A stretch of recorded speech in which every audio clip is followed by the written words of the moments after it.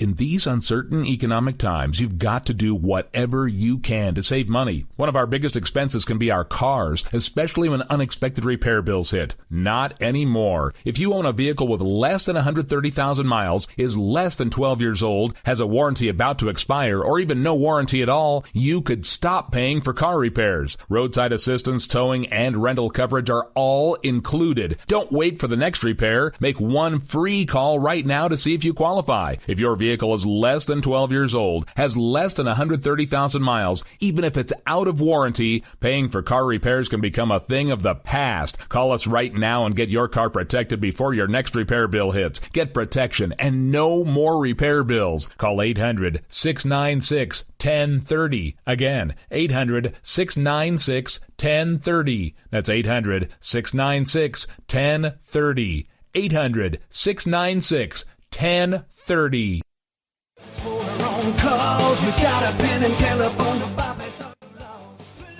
Alright folks, this is Rick Robinson with you. I want to tell you about some friends of mine from a company called Security Enforcement Specialists.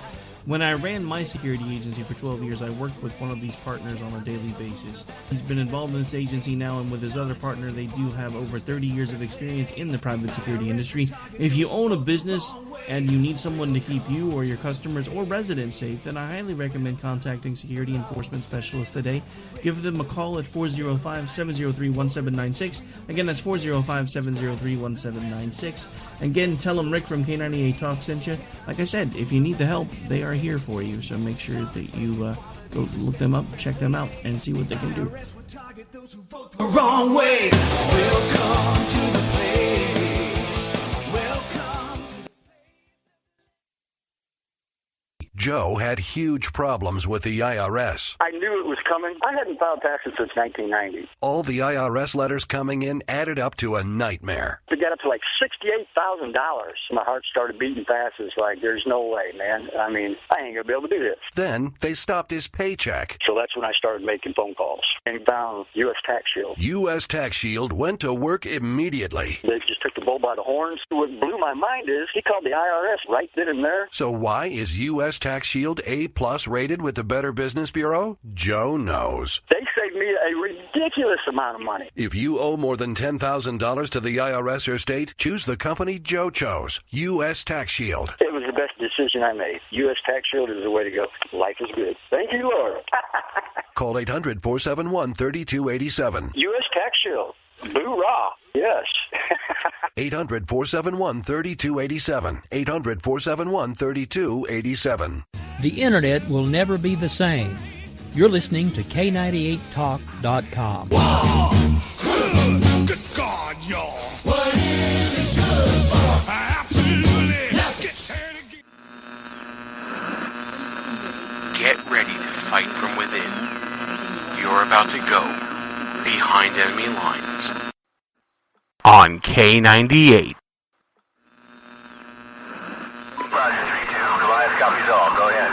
Target is surrounded by multiple firms entering what appears to be a residential area. Requesting permission to engage. Live from the People's Republic of New York City, you're now going behind enemy lines with Gene Baradelli and Russ Gallo.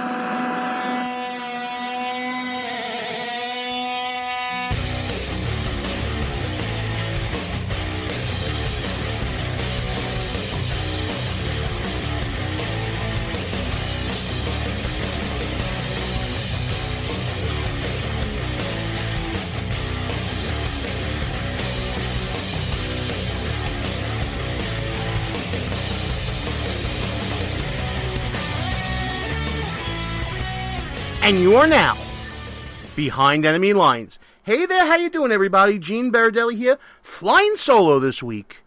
But that's okay, because we got a lot of great interviews that we're going to be playing for you. Some stuff we did last week, some stuff we did this week. Just to set up the show for everybody so you know what's coming on. We got Dan Gaynor, the Vice President of Business and Culture for Media Research Center and Newsbusters.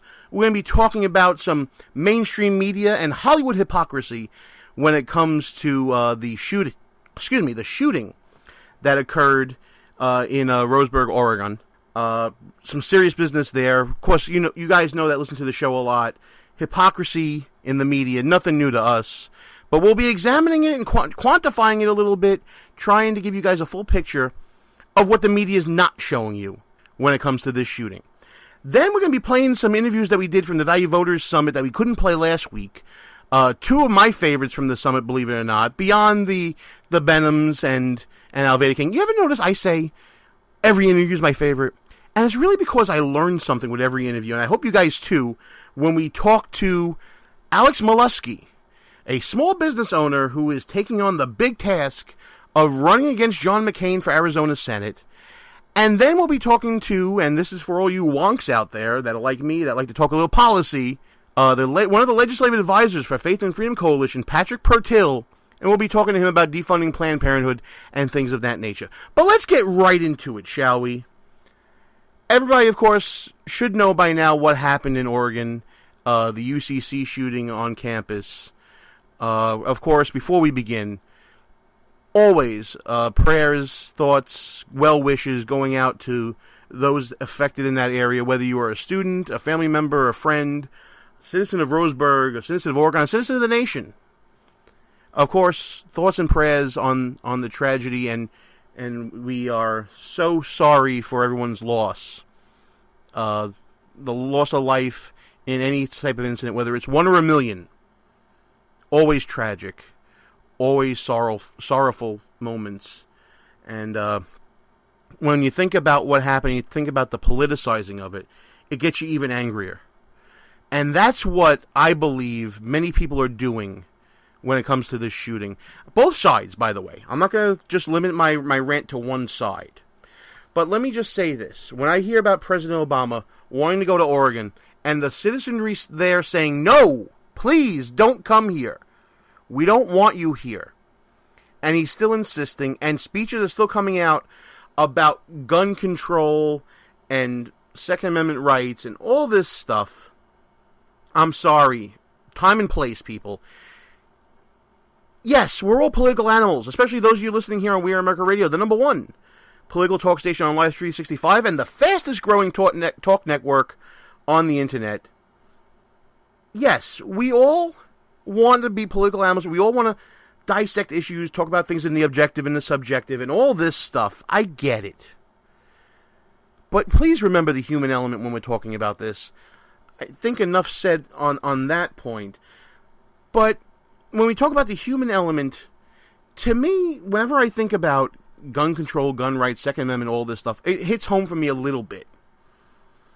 As a survivor of Hurricane Sandy, Superstorm Sandy, here in the People's Republic of New York City, I remember that night vividly in one sense more than any other.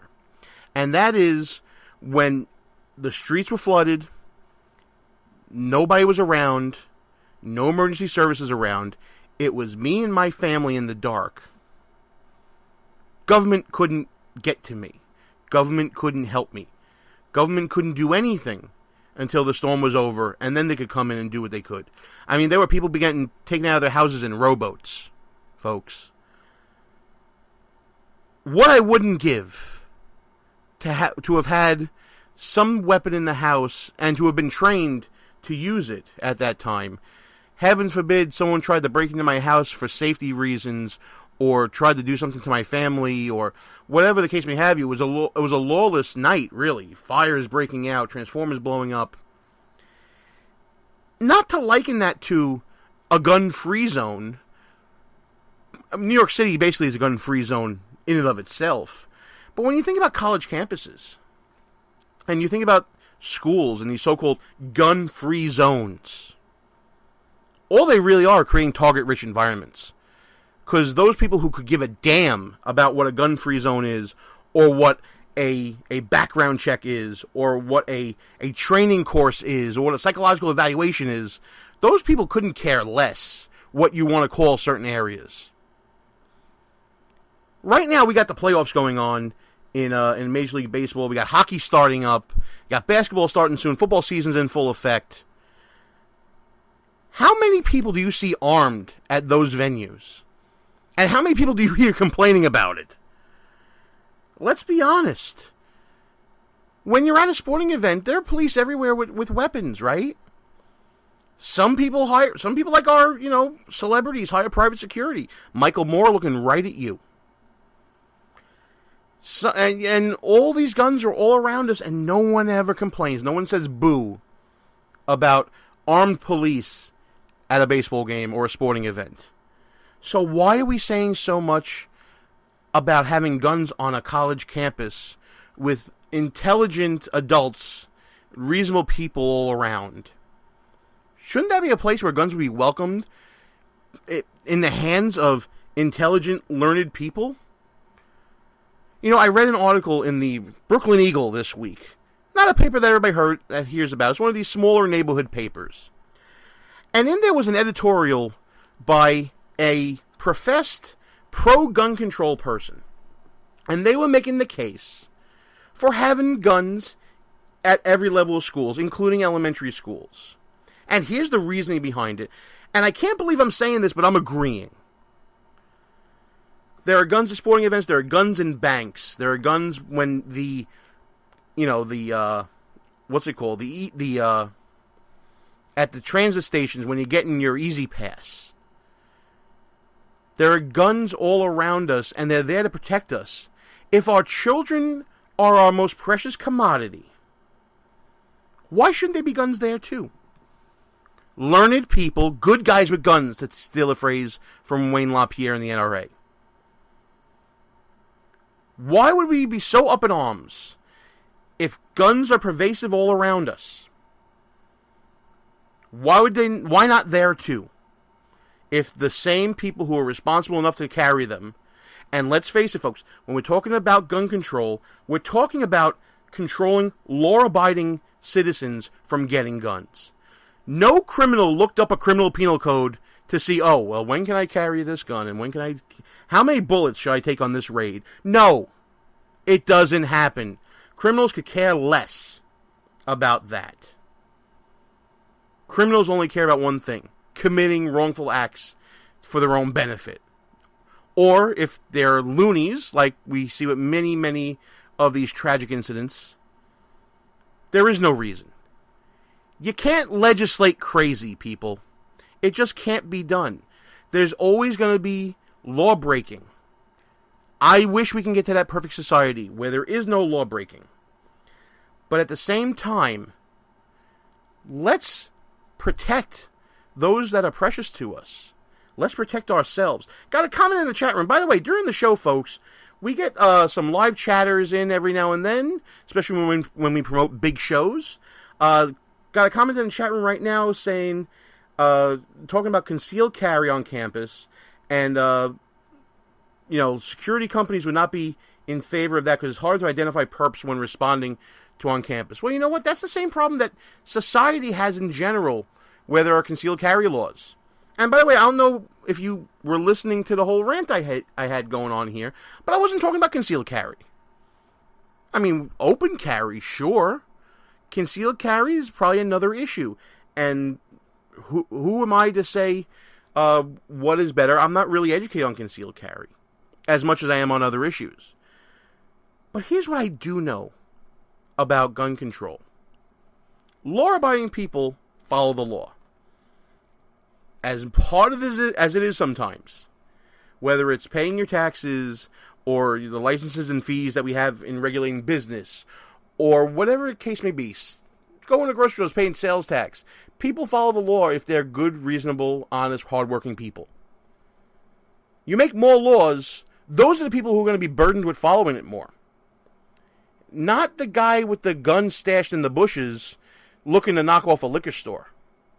He's not going to care if there are 2 years of training, 1 year of training, concealed carry, open carry. He doesn't care. He cares about committing his crime. That's what he cares about. The finer points of who's packing and who's not and how they're packing and all this stuff, I'm sorry. All you're doing is taking hardworking people and putting them through the ringer. And that's not what this is supposed to be about. Other people like to license gun control to driver's licenses. And of course the argument comes up that driving is a privilege and possessing a weapon or your gun rights or the right to bear arms, Second Amendment, is a right that doesn't come from government. It comes from a higher power. Yes, but I do believe, and I think America will back me up on this, there should be some sorts of control on gun ownership. I don't think anybody's against that. I think it's safe to say nobody's against keeping guns out of the hands of minors. I think it's safe to say that America is against letting those who are mentally disturbed possess and keep weapons. I dare even say that America would be okay with requiring those who have small children to be able to store their guns in a proper gun locker. Either in their home or off-site. I think reasonable people can disagree on that. But all the stuff I just talked about, you can have the best screening in the world, you can offer the best gun lockers in the world, and you can have the most law-abiding gun businesses out there that would only sell to reputable people through proper background checks. And you know what's going to happen? People find a way to break the law. That's what it comes down to, folks. You can't change society by changing a law. Here's a perfect example. I was talking about the MetroCards, the Easy Passes, when I was trying to struggle to figure out what to say there, right? MTA put a $1 surcharge on MetroCards because they thought it would bring in more revenue from people that would not save their MetroCard and keep buying new cards, and they thought they'd get millions of dollars out of it annually. Well, guess what happened?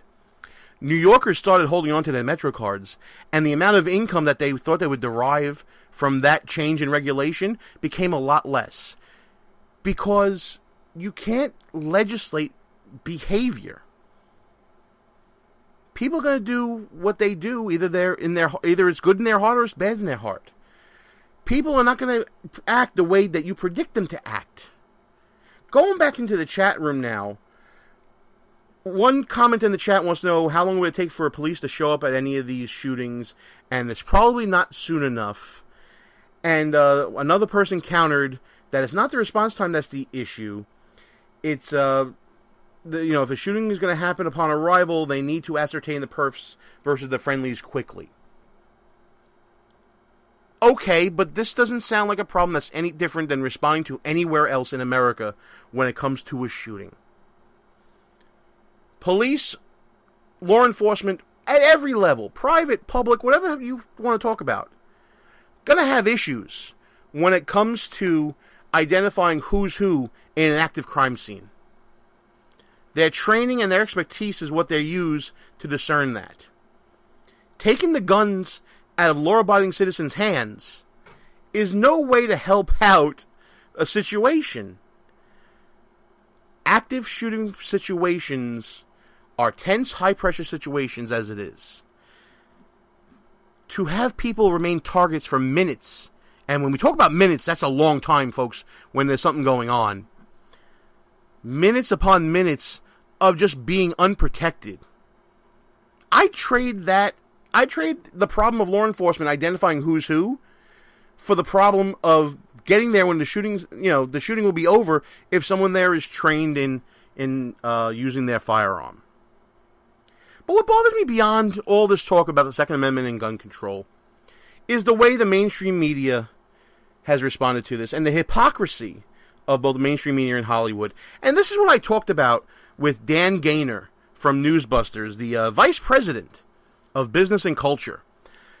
We had a lot of discussion about a lot of articles that came out this week in the wake of the UCC shooting, things that they measured quantitatively and qualitatively on the news, on the main networks, and also from Hollywood.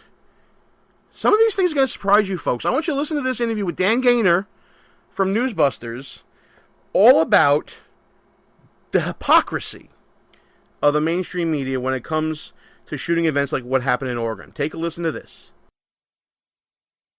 Gene Baradelli, Behind Enemy Lines here, and on the line with me right now, and we just had a funny conversation about spam calling and all different things. I almost got hung up on. Dan Gaynor, Vice President of Business and Culture for Media Research Center, MRC. Thanks for coming on the show, pal. Oh, I'm happy to. And sorry about that. This is what happens when you work from home. You get so tired of the bogus callers that you don't accept the real ones. It's absolutely no problem. Like I said, I'm used to getting hung up on. It's no big deal. But I do want to talk to you a few minutes while you have the time. Lots of great stories coming from Newsbusters this week, especially in the context of the UCC shooting in Oregon. Yeah, this is every time there's a shooting, every time there's an incident like this, the media, whether it's news and entertainment, people try to line up around the block to take away your rights. And they want to blame, okay. I mean, if a guy went on a massive running down people spree, which does happen, in fact, not just drunk drivers, but I mean, people use their cars as weapons. That never makes news because the media don't want to take away your car, but they really want to take away your guns. And as you point out on Newsbusters in several different articles, the media coverage feeds into this whole idea that the left is putting out, especially when it comes to who the shooter is and the motivation behind the shooting. And what I'm talking about is an article that came out this week from Christine Marsh about the number of times that religion and faith were mentioned in two different shootings, one in Chapel Hill and the other in Oregon, and how the media just totally buried the lead in the case of the Oregon shooting. Yeah, if you go back to Chapel Hill, people may remember this. 9 people were shot in the Oregon shooting. Only 3 people shot in Chapel Hill. I mean, that's still a lot if if there are people you care about. But the 3 people shot in Chapel Hill were Muslims. And immediately the media moved into, it's a hate crime. Was it a hate crime? They kept saying that and saying that and saying that. So, and of course, they used the term Muslim or Islam a total of 36 times just in the first 3 nights. And then you fast forward to another incident, the Oregon shooting, where people were specifically asked, "Are you Christian?" And the media covered hardly at all. 3 times in the first 3 days. And this is not enough to just come up with this story. This has been reported in New York Times, USA Today, Washington Post, LA Times. This is a big story, but it's hardly mentioned. So 12 times more reported in Chapel Hill, even though there were 3 times more people killed in Oregon. Let's point out that the amount of coverage on the Oregon shooting was about triple the coverage on the major networks than it was for Chapel Hill, and yet the reference to religion or faith was about a third less on triple the coverage. Yeah, look, we know how this works. The major media have tried to set up Islam like it's David against the Christian Goliath. So every offense against Islam, it's one of the Islamic people are one of the 2 most protected groups in the major media. The other are LGBT people. Ironically, a group that not well treated in Muslim countries around the world. But they don't try to be logical in journalism. They just try to push an agenda. And the agenda here is, oh my gosh, Muslim lives matter. It doesn't matter what the circumstances. If someone went out and killed Muslims, that's a controversy. Someone kills Christians, that's not big news. Yeah, and we talk about this idea of hate crime. Doesn't every violent crime involve some form of hate one way or another? To be able to take a life or to attempt to take a life, you got to have some sort of hate in your heart no matter what the derivation is. I never liked this idea of hate crime when it came to classifying crime. Like, so one person's value is greater than another person's value in their life because of who they are. If all lives matter equally, really the media shouldn't care which way it is, or they should care about everybody, one way or the other, not this half-assed method of what they're doing. Yeah, I've never liked it. Smacks of the movie Minority Report, where you're trying to get in people's brains and figure out what they're doing. I care more about their actions. If somebody walks up to me on the street and punches me in the mouth, it doesn't matter what name they call me. It's the fact that they punch me in the mouth. If you go and burn a cross on my lawn, that's arson and threats and intimidation and everything else. You don't need to pile on hate crimes. I understand how it happened, but it gives the media excuse to try to once more create a protected group. The Constitution is very clear that we're all supposed to be equal, not the whole Orwell where some are more equal than others. That's not the way it's supposed to be. Now, look, no one, this is my opinion, I think it's yours too, probably everybody listening right now. No one should be hunted down and killed for their beliefs. I think that's a pretty easy standard to stick to. And if you do it, you're a murderer. Flat out. That's, it doesn't matter whether you're a murderer, whether you killed a Christian or a Muslim or whatever. But the media clearly play favorites. They play favorites all the time, and they certainly do here. Dan, you must learn how to segue when you're at MRC, because you mentioned Minority Report, and the next thing I wanted to talk to you about was another story out this week, talking about, again, in the context of the Oregon shooting, how the top 10 movies out right now have over 100 portrayals of gun violence. And so you got Hollywood on one side of their mouth saying, take away everybody's guns. And then on the other side of their mouths, showing shootings and gun violence all the time. It's the height of hypocrisy. Yeah, I mean, you got celebrities out there like Julianne Moore, who you can find her in movies all over the place, holding the gun, shooting at people. I mean, it's just pretty easy. And that's fine. Liam Neeson, another word, he is not shy. He and Quentin Tarantino have shied away from this time. They've made their opinions pretty clear. So what we did, we decided to look at what are the movies that weekend, right after this shooting, what are the movies that are out popular right now? And I'll give credit where credit is due. The Martian. Not one incident of violence. It's the number one movie. Great for the people involved.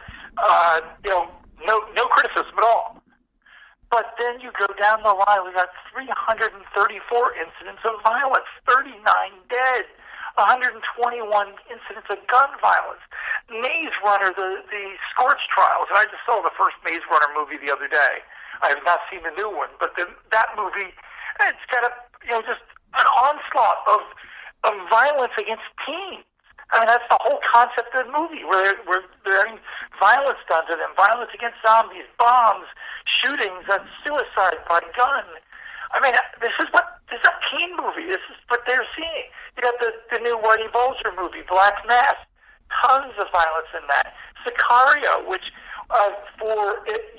even though Maze Runner, the Scorch Trials, outdid Sicario in overall violence, the whole concept of that movie has got violence like layered throughout with images of, in photos, bodies hanging, and just things that you don't necessarily see the violence of, but they're there everywhere.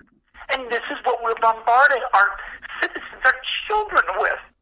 And look, violence in movies has not only become so commonplace, but it's become very realistic.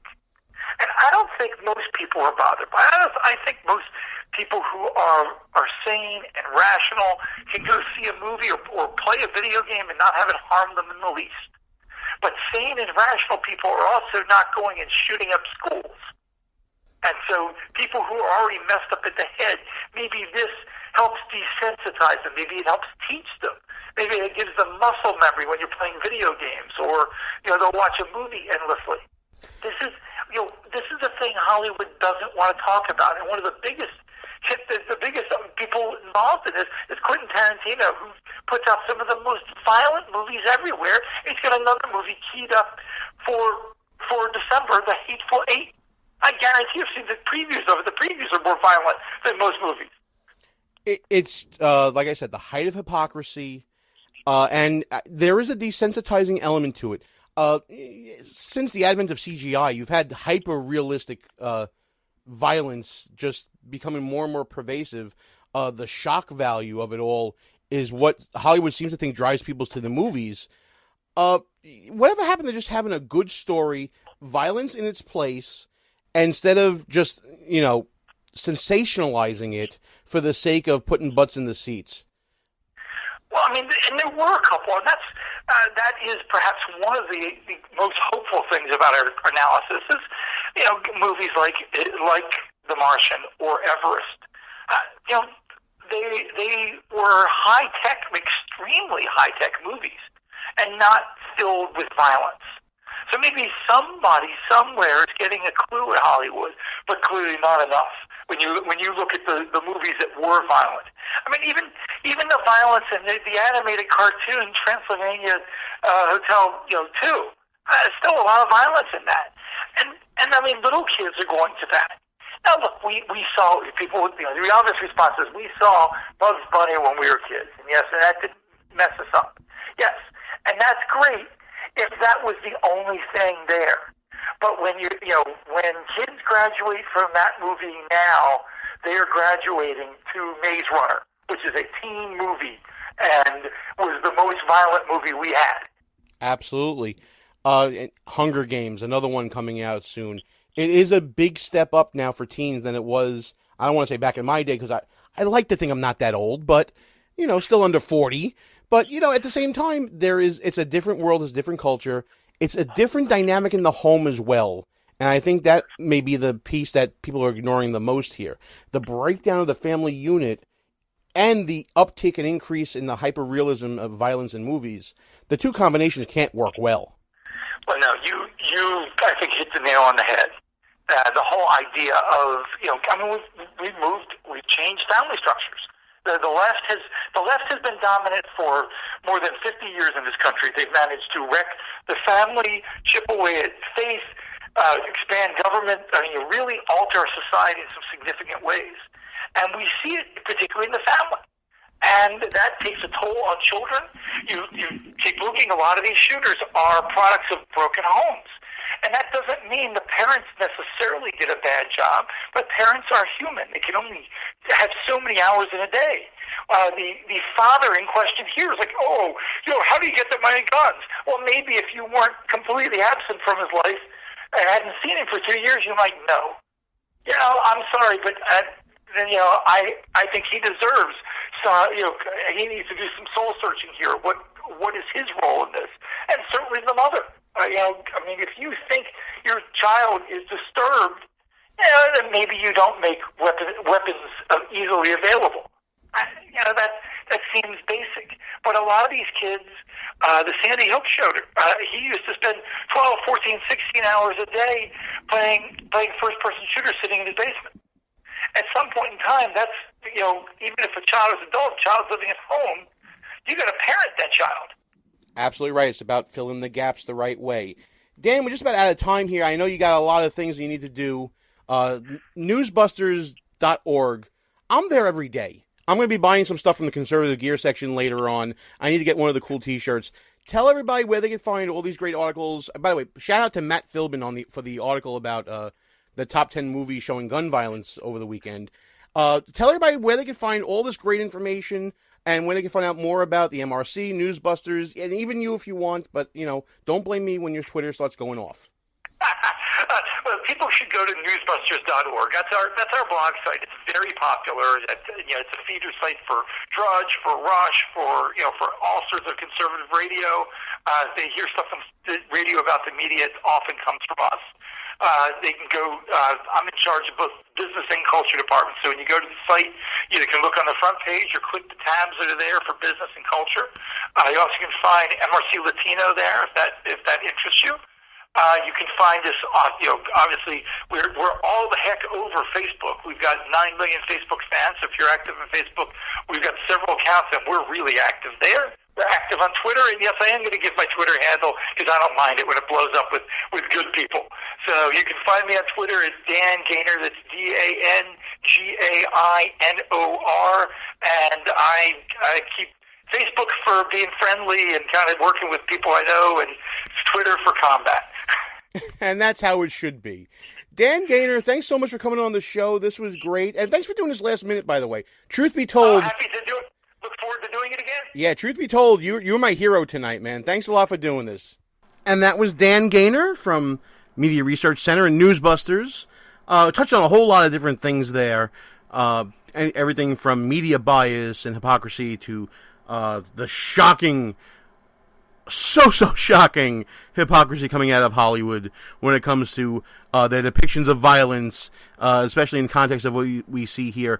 I was reminded during the interview of the show Mr. Robot on the USA Network, who had a scene of someone committing suicide with a gun live on TV, and how they actually delayed the episode, which was their season finale, by the way, in the wake of some other shooting events that occurred as well. But you know what, folks? look it up. The top 10 movies out there. There's a great article by Matt Philbin on Newsbusters. Go on the culture section there. And you'll see they actually quantify how many violent scenes and how many involve guns in the top 10 movies that were out over the weekend after the UCC shooting. Wow. It'll blow your mind. Got to take a quick break here, folks, but when we come back, we got 2 more interviews from Value Voters Summit last week, including Alex Molusky, who wants to run for Senate against John McCain. He'll talk about his campaign and why he's doing that. And Patrick Pertil from Faith and Freedom Coalition. We're going to get a little wonky on you when we come back. Gene Baradelli, Behind Enemy Lines. We'll be back right after these brief words. Are you among the 64% of Americans who believe our country is going in the wrong direction? If yes, then eVoiceAmerica.com is the political take-action site we've all been waiting for. And it's really free. eVoice America provides your personal list of elected reps every time you log on. This makes it so easy to email your opinions and e-votes on top issues directly to each of our D.C. elected representatives. eVoice then publishes our e-vote majority percentages on top issues to each member of Congress and the media. Now, for the first time in history, we can know what millions of American citizens are telling Congress. No more gridlock. Join the new American majority using eVoiceAmerica.com, putting Americans in control of Congress. Visit eVoiceAmerica.com today. It's free and easy to use. That's eVoiceAmerica.com.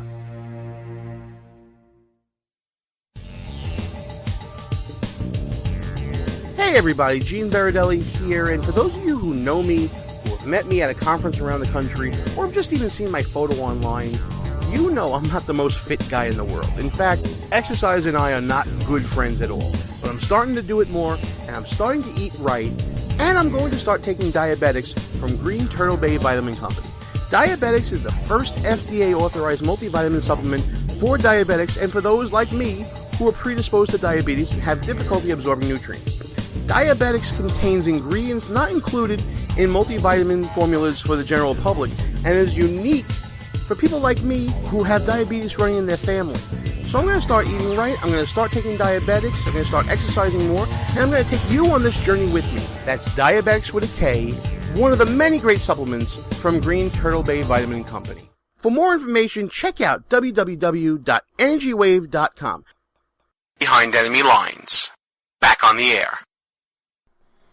Gene Baradelli back behind enemy lines. I want to thank Dan Gaynor once again for doing that great interview with us. Sort of a last minute deal. He was gracious enough to fill in a gap for me in the show, and it was a great interview, folks. If you missed it, check us out on replay. We're on Spreaker.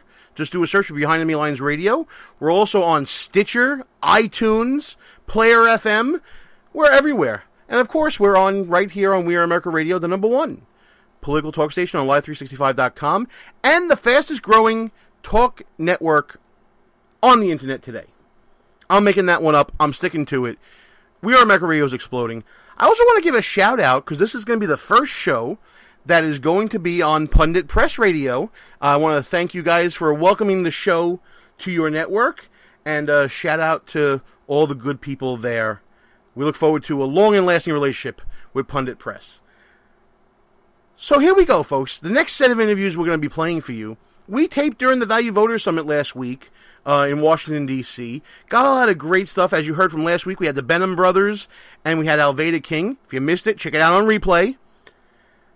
But now we're going to get a little more into the nitty-gritty. You know, the big names were there, and that's great. But now let's talk about the people that would normally not get the airtime that the mainstream would not give out. For instance, everyone pretty much saw that John McCain was at Value Voters Summit. A lot of you tuned in to our interview that he had that impromptu press conference, and we got some good audio out of that. But we wanted to give equal time. At Value Voters as well was Alex Molusky, a small business owner who you may not have heard of. But he is also running to succeed and defeat the new face of the establishment, John McCain. I mean, John Boehner's gone, right? He's not coming back. You gotta say McCain's the new face of the establishment when it comes to who you think about in government as part of the Republican establishment. whatever you want to call it. There are lots of bad words about John McCain that people have used in front of me. I personally thought he was a very nice man when I got to speak to him very briefly. And Alex Molusky would agree with me on that. But he also thinks that John McCain's time has come and gone. We talk about a lot of subjects here, including Donald Trump, John McCain, and what the people of Arizona need. Take a listen to this. This is Alex Molusky, running for U.S. Senate. Gene Baradelli, back behind enemy lines here at the Value Voters Summit. I have the pleasure right now of speaking with possibly the next senator from the state of Arizona, Alex Molusky.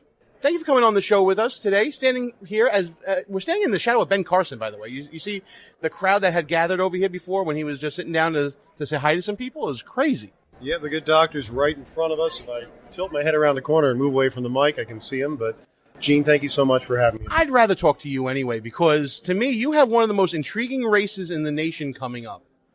And John McCain was here earlier. I got a chance to get a few words from him.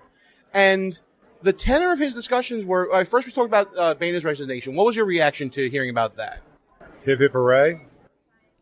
Short, sweet, to the point. I kind of like that. He was kind of shocked. He was surprised by it. Is this really anything surprising to you? Actually, it was surprising to me. I thought he might have put up some sort of a fight in the next election cycle, but maybe this is just his way. He might have other alternative reasons for backing away. Maybe he's going to back somebody and put somebody in. We called J.D. Winteregg right away after this came out, because I know he's running against John Boehner again. You are now facing the face of the establishment wing of the party now that John Boehner is gone. Isn't that fair to say? It's close to say. We're thinking here after the presidential election cycle, the primaries on both sides, that this is the biggest race in the nation. I absolutely agree. John McCain also talked about Donald Trump for a second. I know that he's been weighing in on presidential candidates. I'm sure you have your opinion as well. He seemed to be surprised that Donald Trump's been, forgive the term, trumping the experts and the pundits by sustaining his lead over this time. Does Donald Trump's support surprise you in any way? No, not really. I mean, I believe that the people are sick of misrepresentation or a broken moral compass, as I say, from the establishment. They do not feel represented as people, and that's what they're supposed to have, a representative government of the people, for the people, and it's not the case. Are you feeling the same sort of bubbling anger and frustration with government as you're on the trail that Donald Trump has been kind of keying into? It definitely does not hurt that Donald Trump is out there and he's waking people up. I have a different demeanor than Donald Trump. It's not to say that I don't agree with anything he's saying necessarily. We just have a different demeanor. But he's absolutely helping wake up America, I believe. And that's so vital in this election cycle, for the presidential cycle, and for all the other races around the country. Now, the other thing I keep hearing from establishment types is that we have to reunite the party, reunite a fractured party, bring us back together, reunite. It doesn't feel like that they're coming to the people. I feel like they are demanding the people come to them. Where do you stand on this? Are you more of a grassroots guy, or you find yourself to be more of a, I don't want to say establishment type, but let's go there. Yeah, establishment type. Where do you see yourself in the whole line of this dichotomy here? I'm one of the people. I've never run for political office before, and I'm only doing it now because I will not return this country to a worse place than I was received. It was given to me as I thought a beautiful country when I was born in 1967, once I could understand it.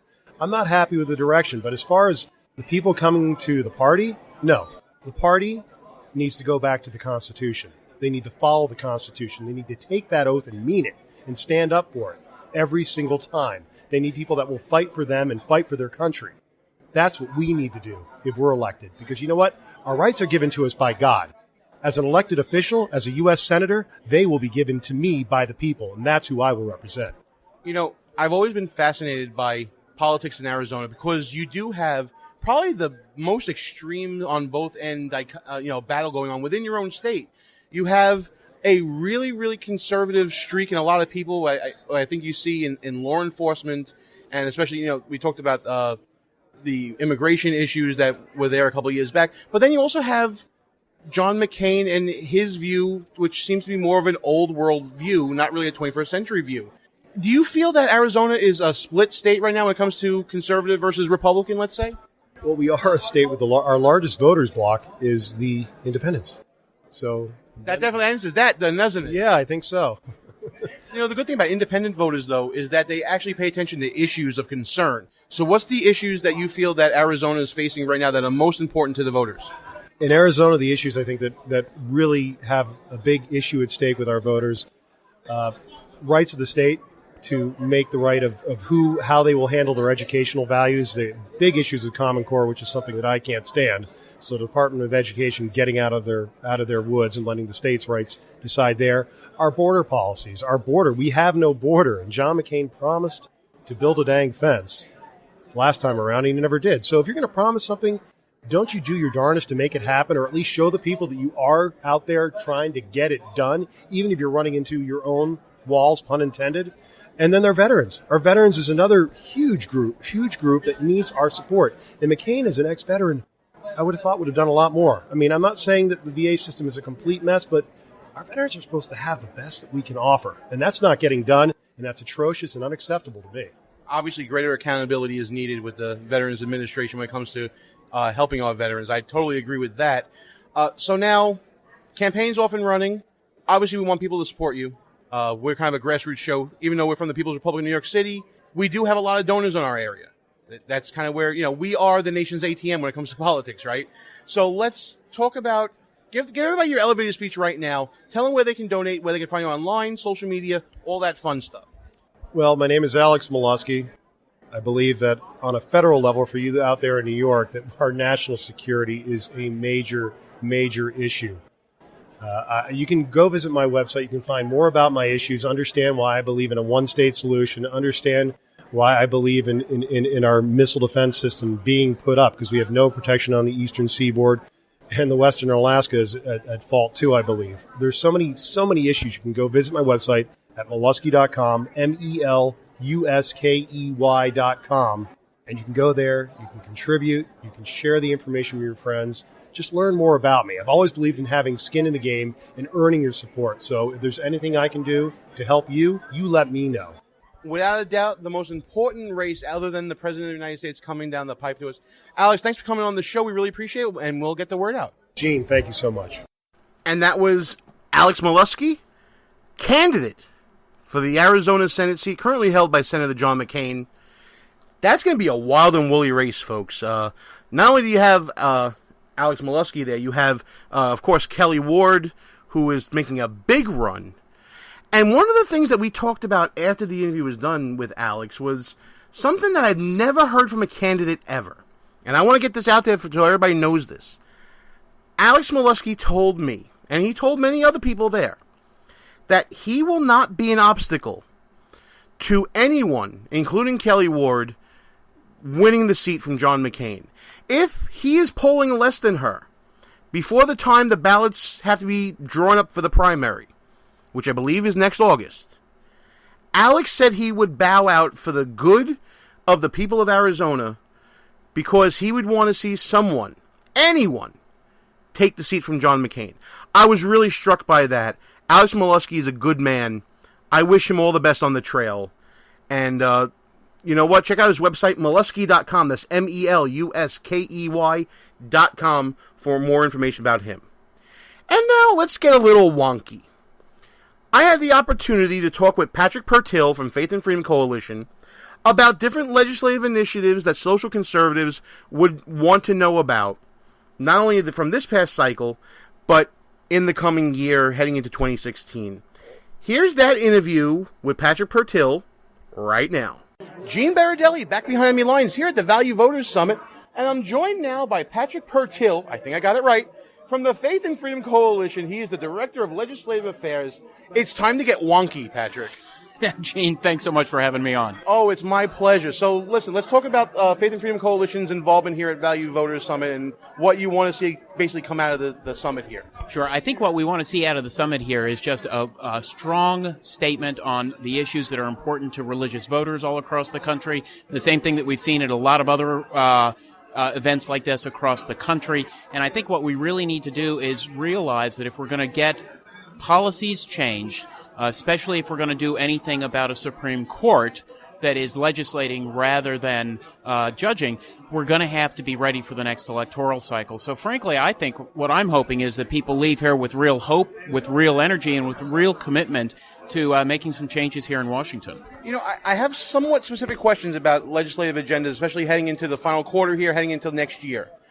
Were you at all frustrated by the fact that the defunding of Planned Parenthood was brought up in a continuing resolution rather than as a standalone bill? To me, that felt like it was a punt and it was just for show, and it wasn't taken seriously.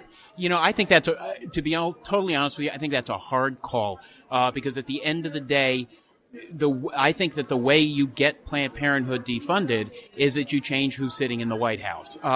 So on that one, I'm of two minds, to be completely frank with you. I'm not sure if I saw that there was a clear path to make that happen, I would be all over it. But I'm just not smart enough to see it. Well, maybe I'm not smart enough to see it, and maybe I got the tinfoil hat on sometimes when it comes to Congress. And what we heard today at Value Voters is a real megaton bomb going off with Speaker Boehner resigning. How does this affect the agenda going forward? Do you think it's going to become easier for social conservative issues to be legislated, or is it going to get harder? Well, I think right now we're in a period of waiting and watching. A lot of it is going to be a question of who takes Mr. Boehner's place going forward on this. How quickly that's done, frankly, is going to be a big issue in terms of if anything happens legislatively in Washington between now and the presidential election. Because if we go through a long period of kind of confusion about what's going on in the House of Representatives, there's really going to be very, very little legislating done by next February, because we're going to be into the electoral cycle. So there's a closing window here of opportunity for moving any real meaningful legislation. So you mentioned the Supreme Court, and obviously a lot of our listeners are starting to take another look at the 14th Amendment, right? Would you agree it is unrealistic that the 14th Amendment is going anywhere anytime soon? It's here to stay, so we have to deal with it, right? Oh, absolutely. Absolutely. And I think the question there's some candidates out there that say, we're going to get rid of this 14th Amendment, we're going to get rid of this and that. It's unrealistic for people to say that, right? I think it's unrealistic for people to say that. I worked on Capitol Hill for a number of years, and I was up there the last time there was an amendment to the U.S. Constitution, and it had been introduced by James Madison.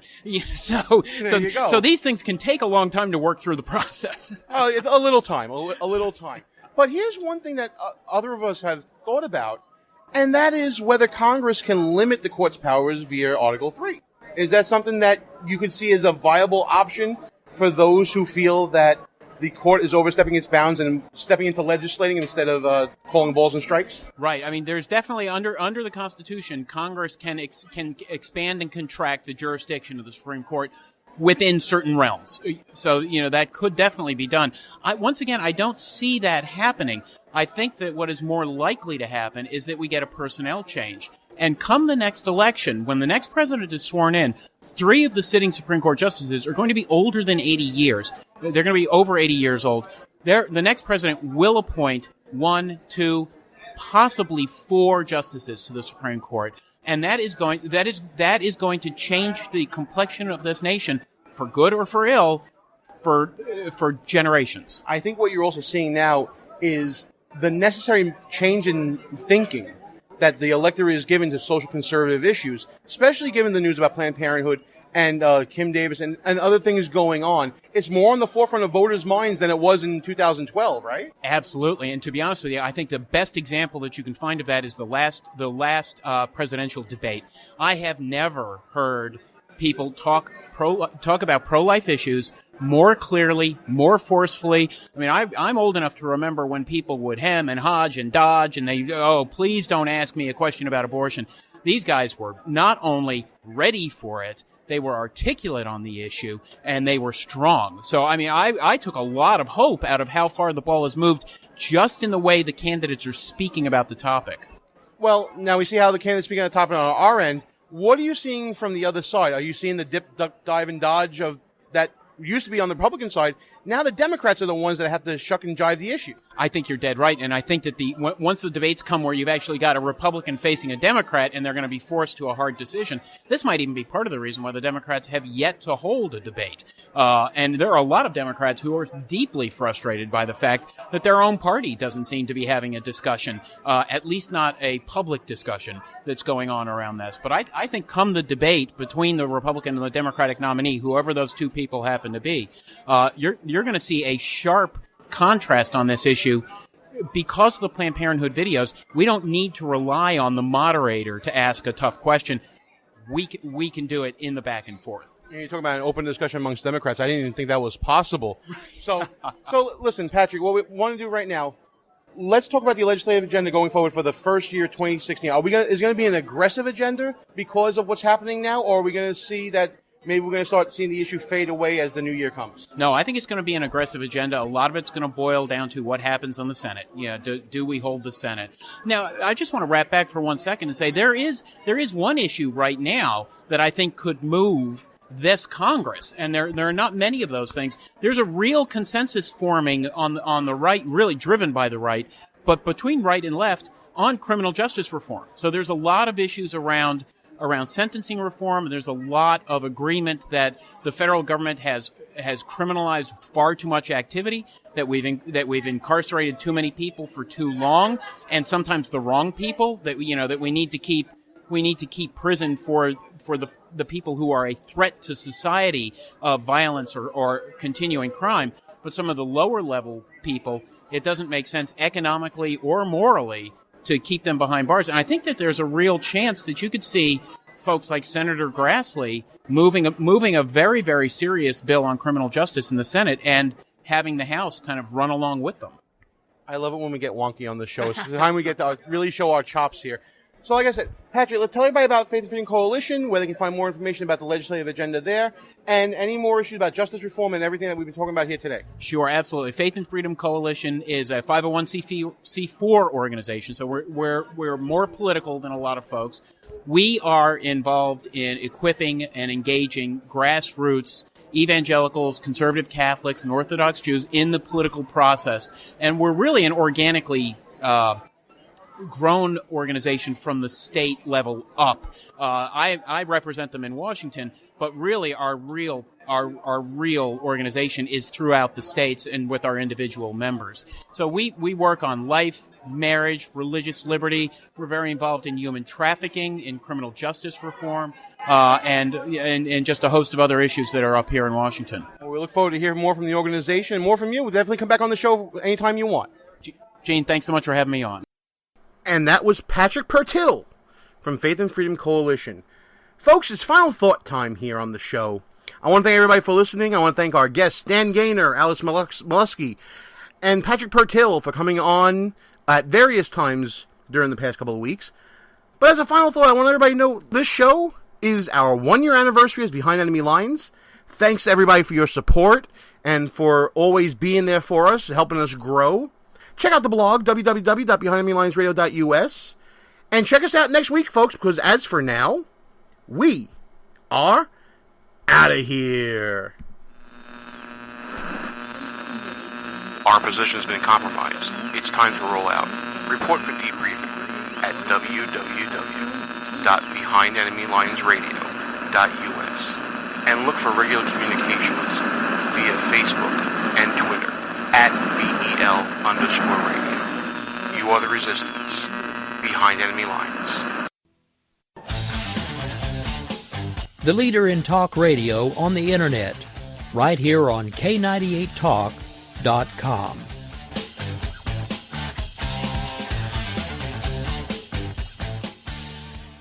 When our water heater broke down last month, it was a nightmare. It took 5 hours for the plumber to show up, and he charged us a couple of $100 just to come out. Then it cost another $1,800 to put in the new water heater. By the time it was all said and done, I felt like I'd been taken. But what else could I do? The smartest thing you can do is get a home warranty from American Residential Warranty. Their home warranties pay to repair or replace all your major appliances when they break, and they will break, and at the worst possible time. Call American Residential Warranty right now for free information on home warranties starting at just pennies a day. Don't wait for your refrigerator to stop running or your ceiling fans to stop turning. Call American Residential Warranty right now. Ask how you can save up to 50% on washer and dryer coverage. Just call 1-800-513-6154. That's 1-800-513-6154. Again, 1-800-513-6154. Call now.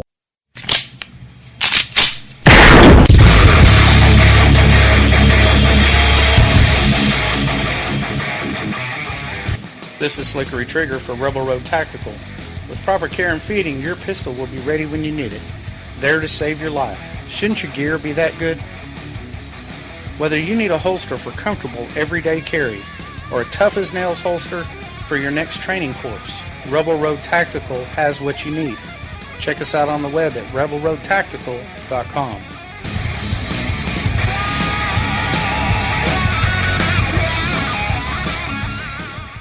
Tired of paying outrageous prices for Viagra? Well, we have great news for you. Now you can finally get Viagra at huge discounts. Healthy Man allows you to save up to $500 on Viagra. Why pay U.S. pharmacy prices of $15 per pill or more when you can get Viagra for less than $3 a pill? Call today and get 40 Viagra pills for only $99. This can cost as much as $600 at your local pharmacy. You can't afford not to call us. If you want Viagra at the lowest prices, never pay $15 a pill pharmacy prices again. Get Viagra for less than $3 a pill. Call 1-800-516-7602 today and save up to $500 and get 40 pills for just $99. Healthy Man is fast, easy, and affordable. Operators are waiting at 1-800-516-7602 to take your call right now. Call 1-800-516-7602. That's 1-800-516-7602. Again, 1-800-516-7602.